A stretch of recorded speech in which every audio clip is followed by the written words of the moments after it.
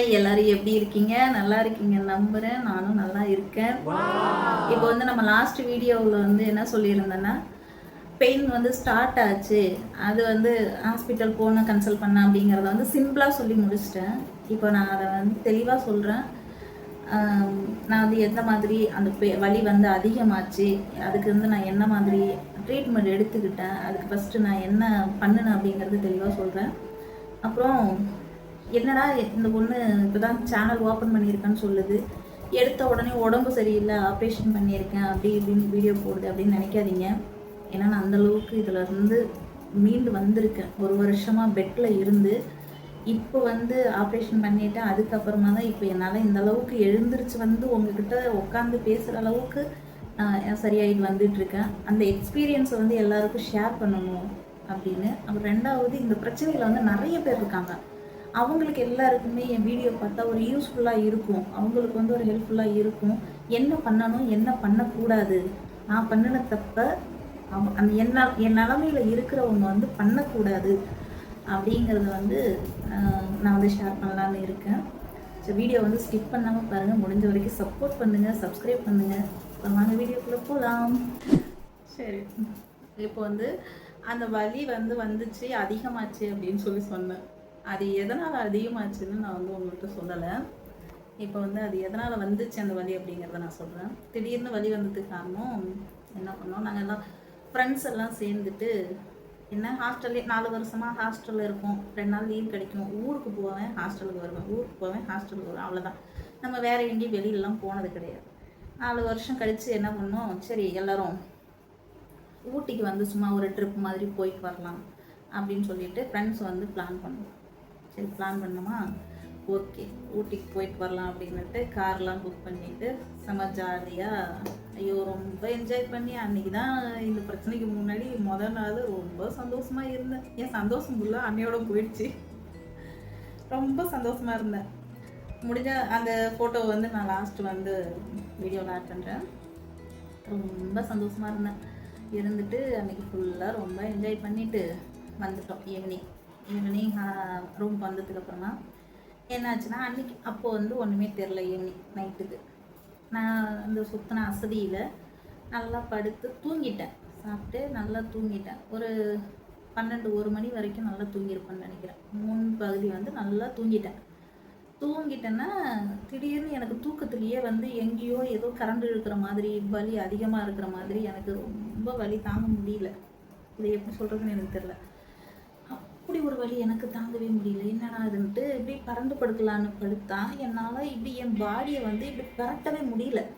இப்படியும் பரட்ட முடியல, இப்படியும் பரட்ட முடியல. இப்படி நேராக படுத்திருந்தேன்னா இப்படி படுத்துக்கணும், தவிர என்னால் இப்படி சுத்தமாக அசைக்கிறதுக்கு என்னோட உடம்பு வந்து சுத்தமாக ஒத்துக்கலைன்னா எனக்கு அந்த மாதிரியான ஒரு கண்டிஷன் அப்படி வந்து வந்துருச்சு வலி. அப்புறம் ஃபுல் அண்ட் ஃபுல் எனக்கு முன்னாடி இருந்த கொஞ்சம் வலி வந்து என்ன ஆயிடுச்சுன்னா, எனக்கு ஃபுல்லாக இங்கே இடுப்பில் இருந்தே ஸ்டார்ட் ஆயிடுச்சு. அன்றைக்கி ஒன் டே ஃபுல்லாக நான் என்ன பண்ணேன், ட்ராவல் பண்ணதுனால உட்காந்தே இருந்தேன்ல, அதனால் வந்து என்ன ஆயிடுச்சுன்னா, அந்த எலும்பு நல்லா அழிந்துருச்சு போல். என்னால் சுத்தமாக இங்கே இருந்தே வலி ஸ்டார்ட் ஆயிடுச்சு. கால் விரல் நரம்பு முடியவே ஸ்டார்ட் ஆயிடுச்சு. இந்த ஸ்டார்ட் ஆனது எனக்கு அந்த வலியை தாங்கவே முடியல. இது புதுசாக இருக்குது, இந்த வலி ரொம்ப எச்சாக இருக்கிறதுனால என்னால் தாங்க முடியல. நான் சரி ஓகே இது என்னன்னு தெரியல, இந்த மாதிரி வலிக்குது அப்படின்னு சொல்லிட்டு நான் சரின்ட்டேன். அப்போ அந்த நைட்டு தூங்கலை, விட்டுட்டேன். மறுநாள் காலையில் எழுந்திரிச்சு என்னால் நிற்க முடியல, உட்கார முடியல. என்னால் எழுந்திரிச்சு என்ன பண்ணுதுன்னு எனக்கு ஒன்றும் புரிய மாட்டேங்குது. நான் ஆல்ரெடி ஏற்கனவே என்கிட்ட வந்து பெயின் கில்லர் டேப்லெட் இருந்துச்சு.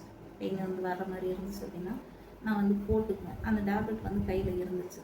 சரி ஓகே சாப்பிட்டு வந்து இந்த டேப்லெட் போடலாம், சரியாயிடும் அப்படின்ட்டு நான் என்ன பண்ணேன், அந்த டேப்லெட் வந்து போட்டுட்டேன். அன்றைக்கி சரி பார்க்கலாம், இன்றைக்கி இருந்து பார்த்துட்டு அப்புறமா வேணால் ஹாஸ்பிட்டலுக்கு போய்க்கலாம் அப்படின்னு சொல்லிட்டு அன்றைக்கி ஃபுல்லாக இருந்தேன். அன்றைக்கி ஃபுல்லாக டேலங்கிறதுனால தூங்கலை. சரி ஓகே அன்றைக்கி ஃபுல்லாக எப்படியே டே போயிடுச்சு. அன்றைக்கி நைட்டுக்கு நான் என்ன நினச்சேன், சரி தூக்கத்தில் ஒன்றும் தெரியாது தூங்கிடுவோம் அப்படின்னு நினச்சிட்டு அன்றைக்கி நைட்டு தூங்கலான்னு ட்ரை பண்ணேன்.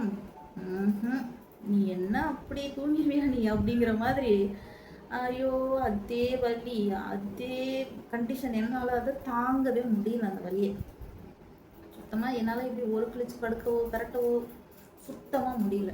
என் உடம்பு வந்து ஒத்துழைக்கலை. அப்புறம் சரின்னுட்டு மறுநாள் காலையில் என்ன பண்ணேன், கஷ்டப்பட்டு எப்படியாவது ஹாஸ்பிட்டலுக்கு போயிடலான்னு சொல்லிட்டு ஹாஸ்பிட்டல் போனோம்னா நமக்கு ஓபி போட்டு பார்க்குற அளவுக்குலாம் நம்ம உடம்பு கண்டிஷன் இல்லை. டைரெக்டாக கொண்டு போய் எமர்ஜென்சி வார்டில் கொண்டுட்டு போய் சேர்ந்துட்டேன்னா அப்புறம் எடுக்கிறாங்க எல்லா டெஸ்ட்டுமே.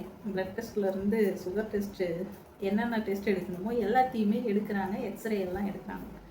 எடுத்துகிட்டு எக்ஸ்ரேவை பார்த்துட்டு என்ன சொல்கிறாங்கன்னா, இந்த எலும்பு வந்து நல்லா இப்படி அழிந்துருச்சு, அதனால தான் உங்களுக்கு வந்து வலி வந்து எச்சாயிடுச்சு, வலி அதிகமாகிடுச்சு. இது என்ன பண்ணணுங்க சார், இந்த மாதிரி வலி இருக்குது, என்னங்க சார் பண்ணுறது அப்படின்னு சொல்லி கேட்டால், ஃபுல் அண்ட் ஃபுல் வந்து ரெஸ்ட்டு, படுத்த படுக்கையிலே தான், பெட்லேயே தான் இருக்கணும். கீழே வந்து தரையில் படுக்கக்கூடாது, பெட்லேயே தான் இருக்கணும். சாப்பிட்றதுக்கு, குளிக்கிறதுக்கு, பாத்ரூம் போகிறதுக்கு மட்டும்தான் எழுந்திரிக்கணுமோ தவிர மற்றபடி நீங்கள் எழுந்திரிச்சு நிற்கவோ நடக்கவோ இல்லை எந்த இதுவுமே செய்ய முடியாது. அதனால் நீங்கள் ஃபுல் அண்ட் ஃபுல் ரெஸ்ட்லேயே இருங்க, டேப்லெட் தரோம் அப்படின்னு சொல்லிட்டாங்க. அப்படியாச்சா, சரின்ட்டு இன்ஜெக்ஷன் போட்டாங்க, வலி குறையும் அப்படின்னு சொல்லிட்டு. அங்கேயே இன்ஜெக்ஷன் போட்டுட்டு நான் ஒரு 1/2 hour வெயிட் பண்ணினேன். வலி குறைஞ்சிதா அப்படின்னாங்க. இல்லைங்க சார் எனக்கு குறையில, அப்படியே தான் இருக்குமா, அது கொஞ்சம் கொஞ்சமாக தான் குறையும், நாங்கள் டேப்லெட் தரோம் அப்படின்னு சொல்லிட்டு கொடுத்தாங்க. சரி ஓகே அப்படின்னு சொல்லிட்டு எல்லாத்தையும் வாங்கிட்டு வந்துட்டேன்னா சரி ஓகே. அன்றைக்கி நைட்டு வந்து தூங்கலாம் அப்படின்னு பார்த்தா சுத்தமாக என்னால் தூக்கம் அப்படிங்கிறது இல்லை. வலி அந்த அளவுக்கு இருந்துச்சு, தூங்கலை. அப்புறம் என்னடா பண்ணுறது அப்படின்னுட்டு எங்கள் அம்மாவுக்கு ஃபோன் பண்ணி, அம்மா இந்த மாதிரி பிரச்சனையாக இருக்குது, என்னால் தூங்க கூட முடியல, 3 நாள் ஆகி போச்சு நான் தூங்கி, எனக்கு என்னமோ தெரியல, ரொம்ப வலி தாங்க முடியலம்மா, இந்த என்னம்மா பண்ணுறது அப்படின்னு. அப்போ அம்மா என்ன பண்ணாங்க, சித்த மருத்துவத்தில் வந்து கேட்டிருப்பாங்க போல. சரி வர சொல்லுங்க பாப்பாவை, நம்ம வந்து இங்கே கட்டு போட்டால் அது வந்து சரியாயிடும் அப்படின்னு சொன்னாங்க. அப்படின்னு அம்மா சொன்னாங்க. தவிர நான் இதுக்கு வந்து வேறு ட்ரீட்மெண்ட் என்ன இருக்குது ஏதுன்னு நான் எதுவுமே சர்ச் பண்ணி பார்க்கவும் இல்லை. இதுக்கு வேறு எங்கே போகணுன்னு எனக்கு தெரியாது. நான் டைரெக்டாக சரின்ட்டு கிளம்பி அன்றைக்கி மறுநாள் நைட்டு வந்து கிளம்பி போயிட்டேன். அப்படி 4 நாள் ஆயிடுச்சா. அன்றைக்கி போய் இறங்கின உடனே என்னால் வலி தாங்க முடியல, இது கண்டினியூஸாக இருந்துக்கிட்டே இருக்குது, அப்படி வலிச்சுக்கிட்டே இருக்குது. சரி ஓகே அப்படின்ட்டு, நீ வாமா நம்ம உடனே போயிடலான்னு இங்கே வந்து பஸ்ஸில் வந்து இறங்கின உடனே மறுபடியும் உடனே கால் பிடிச்சி போயிட்டேன்னா அவங்க என்ன பண்ணாங்க, முதுகு ஃபுல்லாக வெறும் பிளாஸ்டிக், இந்த எலாஸ்டிக்கா அது ஃபுல்லாக ஒட்டி விட்டுட்டு ஒரு பச்சை மருந்து கொடுத்தாங்க, பாலில் அரைச்சி குடிக்கணும் அப்படின்னு சொல்லிட்டு. அப்புறம் இது ஒரு டேப்லெட்டு, எண்ணெய் எல்லாம் கொடுத்தாங்க, ஐஸ் கட்டி வைங்க அந்த பேண்டேஜ் மேலே அப்படின்னு சொல்லி சொன்னாங்க. சரின்னுட்டு நாங்கள் வந்துட்டோம் வீட்டுக்கு. வந்துட்டோம்னா எனக்கு இப்போ இருந்துச்சு பார்த்தீங்களா இந்த வலி, இதை விட இது வந்து 1 மடங்கு வலின்னா அது 3 மடங்கு வலி. பேண்டேஜ் போட்டதுக்கு அப்புறம் வலி இன்னும் வந்து எச்சாயிடுச்சுன்னா சுத்தமாக என்னால் படுக்கிறதுக்கு கூட முடியல. எனக்கு என்ன பண்ணுறதுனே தெரில. நான் நிரண்டிக்கிட்டே தான் படுத்திருக்கேன், தூக்கங்கிறதே வரல. சும்மா கண்ணை மூடிக்கிட்டே அம்மா அம்மா அம்மா அம்மான்னு கத்திக்கிட்டே படுத்திருக்கேன்னு தவிர என்னால் சுத்தமாக அசைக்க முடியல, நிற்க முடியல, எந்திரிக்க முடியல, ஒரு பாத்ரூம் கூட போக முடியல. என்னால் போகணும்னு நினச்சா கூட யாராவது பிடிச்சி கூப்பிட்டு போகணும், இல்லைன்னா பிடிச்சி பண்ணிட்டு தான் போகணும். அப்படி ஒரு நிலைமைக்கு வந்துட்டேன். அப்படியாச்சா, இது என்ன இப்படி இருக்குது அப்படின்னுட்டு அன்றைக்கி நைட்டு ஃபுல்லாக தூங்கலை. எப்படி 4-5 நாள் ஆகி போச்சு. மறுநாள் காலையில் எழுந்திரிச்ச உடனே அவங்களுக்கு ஃபோன் அடிக்கும், சார் இந்த மாதிரி முன்னே இருந்த வலியை விட இது வந்து எச்சாயிடுச்சு, என்னால் இந்த வலியை தாங்க முடியல, இப்போ நான் அடுத்து வந்து என்ன பண்ணணும்னு எனக்கு ஒன்றும் புரியல, இல்லை நான் எங்கேயாவது ஹாஸ்பிட்டல் போய் காட்டட்டுமா, என்னால் முடியலங்க சார் அப்படின்னா. இல்லை இது வந்து வலிக்கிறது தான் நார்மல் தான், இது வந்து உங்களால் இந்த வலியை வந்து தாங்க முடியல, அதனால் நீங்கள் வந்து கொஞ்சம் அட்ஜஸ்ட் பண்ணிக்கோங்க, வலி இருக்க படிப்படியாக தான் குறையும் அப்படின்னு சொல்லி சொன்னாங்க. சரி அப்படி தான் போகல அப்படின்னு நினச்சிக்கிட்டு நானும் அதுக்கப்புறம் ஒரு 3 நாள் இருந்தேன். கண்டினியூஸாக பார்த்தா ஒரு 1 வீக் எனக்கு சுத்தமாக தூக்கமே கிடையாது. அப்போது எனக்கு ஆல்ரெடி வலி இருக்குது, இந்த வலியோட எனக்கு தூக்கமும் இல்லை. அப்போ என்னோடய மைண்டு நான் என்ன மாதிரியான சுச்சுவேஷனில் இருந்து போய் யோசிச்சு பாருங்க. ஒரு நாள் நைட்டு என்ன பண்ணேன், எல்லாருமே தூங்குறாங்க, அந்த பெல்ட் போட்டுருந்தோமோ 3ஆவது நாள் நைட்டு எல்லாருமே தூங்குறாங்க, எனக்கு தூக்கமே தான் இல்லையே. நான் இப்படியே விட்டத்தை பார்த்துட்டே படுத்திருக்கேன். என்னடா இது நமக்கு வந்து சோதனை இப்படி ஆகி போச்சு, இப்படி இருக்குமே, அவ்வளோதான் போல முடிஞ்சு. 2வது என்னோடய மைண்டு ஃபுல்லாக சேஞ்ச் ஆகிடுச்சு.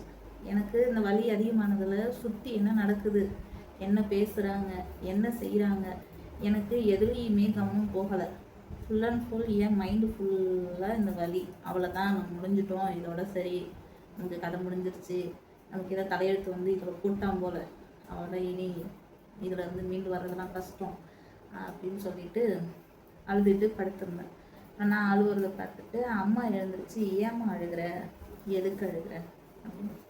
என்னால் முடியுமா, எனக்கு இப்போ நினச்சா கூட கஷ்டமாக இருக்குது. இந்த கால் இன்னும் எனக்கு இன்னும் அந்த வழியை அனுபவிக்கிற மாதிரி ஒரு ஃபீல் ஆகுது.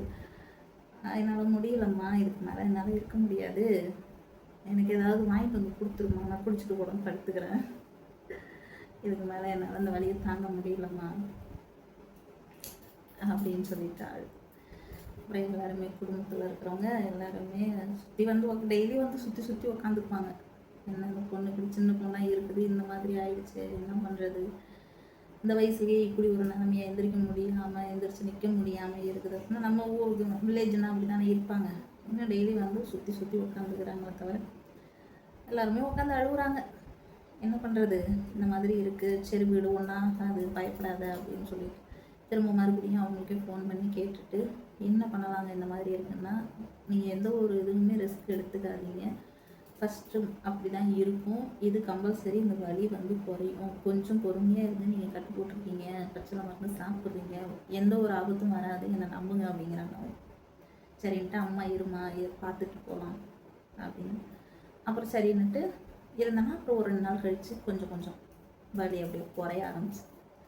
வலி குறைய ஆரம்பிச்சது. அப்புறம் ஒரு 10 நாள் 15 நாள் கழித்து மறுபடியும் ஒரு கட்டு போடணும் அப்படின்னு சொல்லியிருந்தாங்க. அதை ரிமூவ் பண்ணிவிட்டு வர சொல்லியிருந்தாங்க. சரின்னுட்டு அப்புறம் போயிருந்தேன். மறுபடியும் 2வது கட்டு போட்டாங்க. 2வது கட்டு போட்டப்பெல்லாம் பரவாயில்ல, கொஞ்சம் நல்லா அப்படியே குறைஞ்சிக்கிட்டே வந்துச்சு. அப்படி குறைஞ்சி வந்து ஒரு மாதம் ஆச்சு அந்த வலி குறையிறது. கம்பல்சரி முழுசாக குறைஞ்சிதான்னு கேட்டால் இல்லை. அந்த வலி ஸ்டார்ட் ஆன வலி வந்து அப்படியே ஸ்மூத்தாக கொஞ்சம் குறைஞ்சி, எப்படி சொல்கிறது, இப்போ நான் கீழே உட்காந்து எந்திரிச்சு 1 வருஷம் ஆகுது. என்னால் இன்னமும் கீழே உட்காந்து எந்திரிக்க முடியாது. 2வது ஒரு பொருளை குனிஞ்சி உடனே என்னால் எடுக்க முடியாது. இன்னமும் அப்படி தான் இருக்கேன். அந்த மாதிரி இருந்துச்சு. சரி ஓகே, முன்னைக்கு இப்போ பரவாயில்ல அப்படின்னு நினச்சிட்டு இருந்தேன். அப்புறம் சரி ஓகே, ரொம்ப டைம் ஆகிட்டுருக்கு. இதோட அடுத்தது வந்து அப்புறம் சரியானதுக்கப்புறம் மறுபடியும் என்னாச்சு அப்படிங்கிறத நான் வந்து மறுபடியும் உங்களுக்கு ஷேர் பண்ணுறேன். என் வீடியோ உங்களுக்கு பிடிச்சிருக்கு, இது வந்து உங்களுக்கு யூஸ்ஃபுல்லாக இருந்துச்சு அப்படின்னா நம்ம சேனலை சப்ஸ்கிரைப் பண்ணுங்கள், சப்போர்ட் பண்ணுங்கள். ரொம்ப நன்றி.